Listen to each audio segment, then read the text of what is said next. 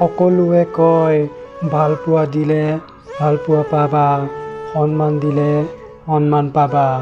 আচলতে এই কথাবোৰ শুনিবলৈ ভাল লাগে। বাস্তৱত ভালপোৱা দিলে সস্তা ভাবে আৰু সন্মান দিলে মূৰ্খ ভাবে। সময়ে কৈ দিয়ে কোন কিমান কাৰ আপোন। সময়ৰ লগত সলনি হৈ যায় বহু প্ৰিয়জন। সময়ৰ লগত বুজা যায় কোন আপোন কোন পৰ, কোন বন্ধু আৰু কোন স্বাৰ্থপৰ। জীৱনত সমস্যা থাকিবই।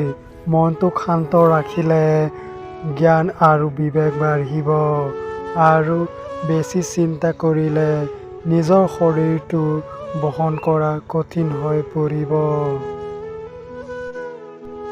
টেপ বন্ধ কৰিলে কেৱল টেপ বন্ধ হৈ যায়, পানী নহয়। ঘড়ী বন্ধ কৰিলে কেৱল ঘড়ী বন্ধ হয়, সময় নহয়। চাকি নুমাই দিলে কেৱল চাকি নুমাই যায়, পোহৰ নহয়। মিছা লুকুৱালে কেৱল মিছা লুকাই যায়, সত্য নহয়। ভাল পালে ভালপোৱা পোৱা যায়, ঘৃণা নহয়। দান কৰিলে ডাঙৰ মানুহ হৈ যায়, দুখীয়া নহয়। মানুহ সকলোতকৈ বেছি দুৰ্বল হয় তেওঁৰ কাষত, যাক নিজতকৈও বেছি ভাল পায়। বহুত বেছি প্ৰয়োজন নহ'লে কোনেও কাকো মনত নাৰাখে, এইটোৱেই বাস্তৱ। ক্ষমা বাৰে বাৰে কৰা যায়, কিন্তু বিশ্বাস বাৰে বাৰে কৰা নাযায়। আমি যি বিচাৰোঁ সেইটো নাপাওঁ আৰু যিটো পাওঁ সময় থাকোঁতে তাৰ মূল্য নুবুজো।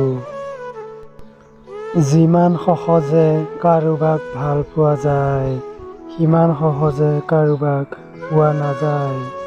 যিমান সহজে কাৰোবাক এৰি দিয়া যায়, সিমান সহজে কাৰোবাক ঘূৰাই অনা নাযায়। কাৰোবাক ভাল পোৱাৰ হেজাৰ পথ আছে, কিন্তু পাহৰি যোৱাৰ কোনো পথ নাই। আজিকালি মানুহক চিনি পোৱা টান। প্ৰয়োজন হ'লে কাষলৈ টানি নিয়ে আৰু প্ৰয়োজন শেষ হ'লে দূৰলৈ ঠেলি দিয়ে। যিয়ে কাঢ়ি খায় তেওঁৰ কেতিয়াও পেট নভৰে আৰু যিয়ে বিলাই খায় তেওঁ কেতিয়াও আফচোচ নকৰে। প্ৰতিটো মানুহৰ দুটা গল্প থাকে, এটা তেওঁ সকলোকে শুনায় আৰু আনটো তেওঁ সকলোৰে পৰা লুকুৱায়। তিনি ঠাইত কেতিয়াও লাজ নকৰিব। ১. খোৱাৰ ঠাইত বহিলে, ২. ডক্তৰৰ ওচৰত গ'লে আৰু ৩.